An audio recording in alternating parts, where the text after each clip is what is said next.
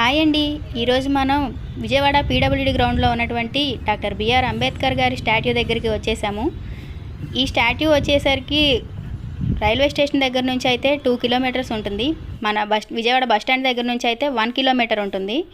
మన భారత రాజ్యాంగ నిర్మాత అయిన డాక్టర్ బిఆర్ అంబేద్కర్ గారి గౌరవాన్ని ఇంకా పెంపొందించేలా మన విజయవాడలో ఈ విగ్రహాన్ని ఇంత ప్రపంచంలో ఎత్తైన విగ్రహాన్ని కట్టి చూపించారండి. ఇది ఘనత ఎవరిదో కాదు, మన మాజీ ముఖ్యమంత్రి అయిన వైఎస్ జగన్మోహన్ రెడ్డి గారిదండి. ఈ విగ్రహాన్ని కట్టడానికి 3 సంవత్సరాల టైం పట్టింది. 9 జూలై 2020న ఇది స్టార్ట్ చేస్తే 18 జనవరి 2024కి కంప్లీట్ అయింది. దీన్ని జనవరి 19, 2024న ఓపెనింగ్ చేశారు. ఈ విగ్రహం మొత్తం పొడవు వచ్చి 206 అడుగులు. ఒక్క విగ్రహం పొడవు ఒక్కటే 125 అడుగులు. కింద బేస్మెంట్ వచ్చి 81 అడుగులు ఉంటుంది. ఇది ప్రపంచంలోనే అత్యంత పొడవైన విగ్రహము, అంబేద్కర్ గారి విగ్రహము. ఇక్కడ ఎంట్రీ టికెట్ పెద్దవాళ్ళకైనా చిన్నవాళ్ళకైనా 5 రూపీసే. మనం కెమెరా అది ఏమైనా తీసుకెళ్లాలన్నట్లయితే దానికి ఎక్స్ట్రా ఛార్జ్ పడుతుంది. ఈ విగ్రహం ముందంతా ఇదంతా గ్రీన్ సీనరీతో ఉంటుంది. ఇక్కడ వాటర్ ఫౌంటైన్స్ కూడా ఉంటాయి. ఈవినింగ్ టైంలో చాలా అట్రాక్టివ్గా ఉంటాయి లైటింగ్స్తో.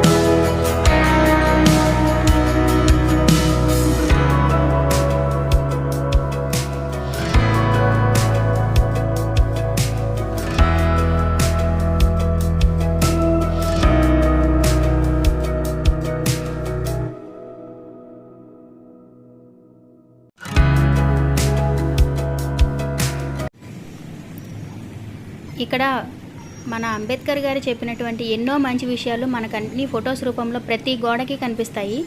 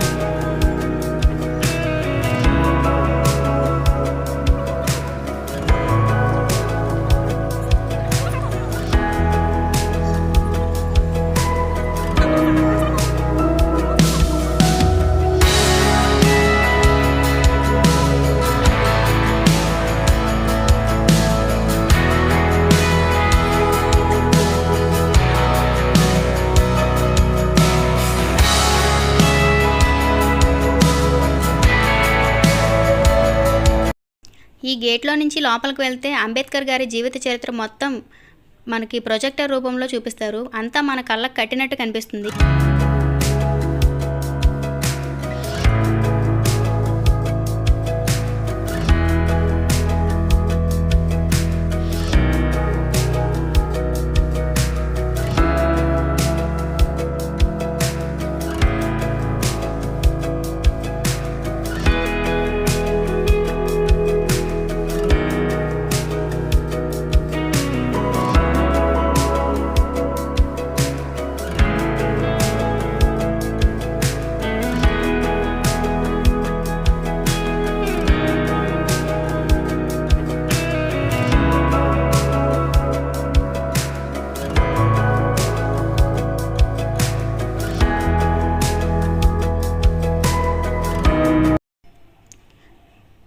అంబేద్కర్ గారు ఎప్పుడు ఎక్కడ ఎలా పుట్టారు అనేది ఈ విజువల్లో మనం చూడొచ్చు.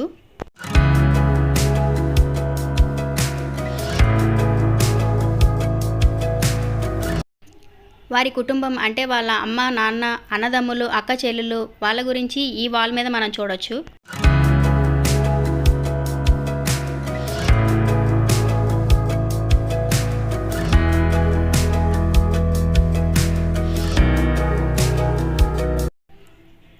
అంబేద్కర్ గారి ఎడ్యుకేషన్ ఎలా స్టార్ట్ అయిందని ఈ వాల్ మీద చూడొచ్చు.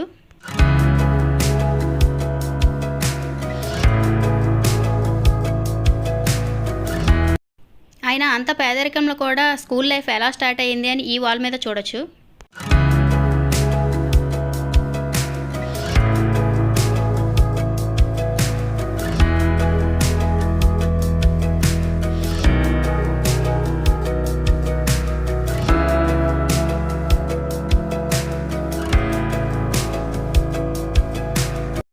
అంబేద్కర్ గారు ఎల్ఫిన్స్టన్ కాలేజీలో 1907లో స్కాలర్షిప్ ద్వారా చదువుకొని మెట్రికులేషన్ పాస్ అయ్యారంట.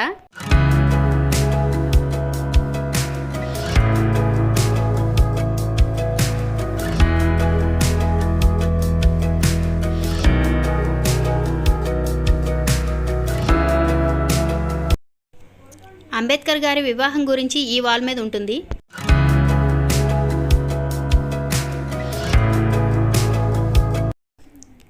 ఇక్కడైతే అంబేద్కర్ గారు రియల్గా కూర్చొని ఆయన బుక్ చదువుతున్నట్లే కనిపిస్తుంది.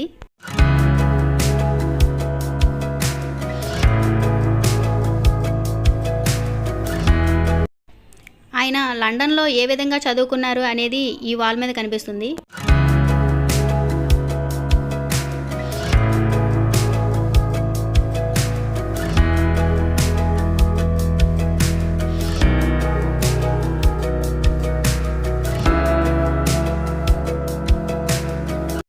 అప్పట్లో దళితులు ఎదుర్కొంటున్న అవమానాలన్నింటినీ ఎలా ఎదుర్కోవాలా అని చెప్పి ఆయన బాగా ఆలోచించారంట.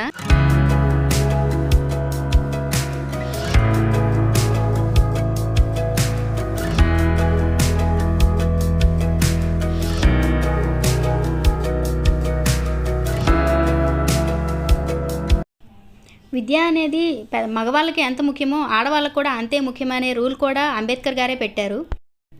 1920లో అంబేద్కర్ గారు దళితుల తరపున మాట్లాడడానికి ఒక మరాఠీ పేపర్ని స్టార్ట్ చేశారంట. దాని పేరే మూక్ నాయక్. సిడెన్ హోమ్ కాలేజీలో టీచర్గా పనిచేశారు. ఇక్కడ ప్రతి చోట మనకి బొమ్మలే కాకుండా మధ్యలో ఎల్ఈడి స్క్రీన్స్ కూడా పెట్టి దాంట్లో కూడా మనకి చూపిస్తారు విజువల్స్ అన్నీ.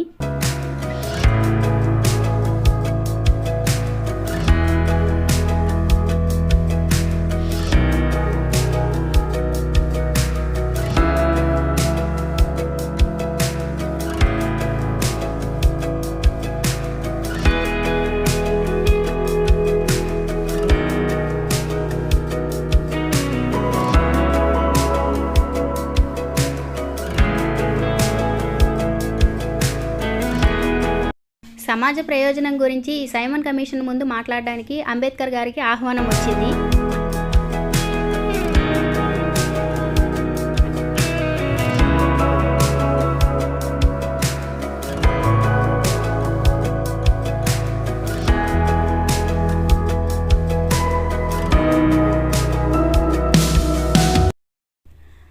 దళితులని దేవాలయాల్లోకి రావడానికి అనుమతి కోరుతూ గాంధీ గారికి అంబేద్కర్ గారు ఒక లెటర్ రాశారు.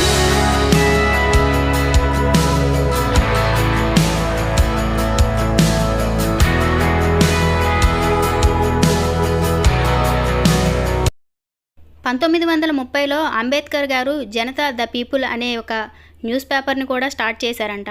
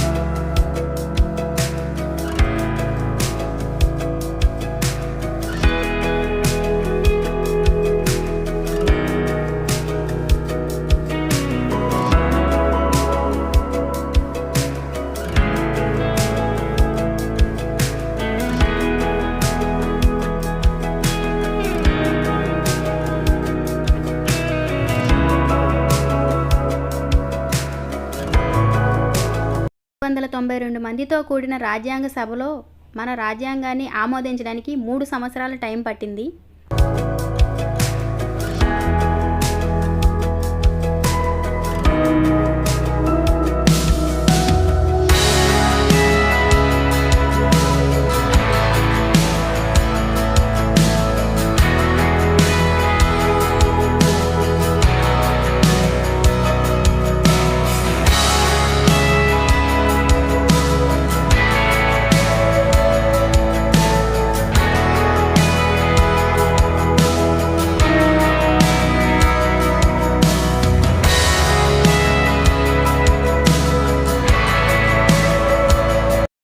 చివరిగా 1950 జనవరి 26వ తారీఖున మన రాజ్యాంగాన్ని ఆమోదించారు.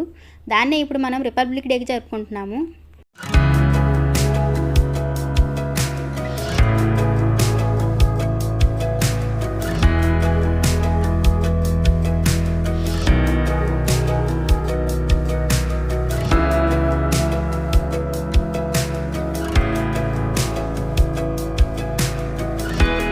చివరిగా ఆయన 1956వ సంవత్సరం డిసెంబర్ 6న ఢిల్లీలో చనిపోయారు. ఆ తర్వాత ఆయన మృతదేహాన్ని బొంబాయికి తీసుకొచ్చి అక్కడ అంత్యక్రియలు జరిపిస్తే ఆ టైంలో ఆయన్ని చూడడానికి అప్పట్లో 10 లక్షల మంది వచ్చారంట. ఈ వీడియో మీకు నచ్చినట్లయితే ప్లీజ్ లైక్, షేర్, సబ్స్క్రైబ్.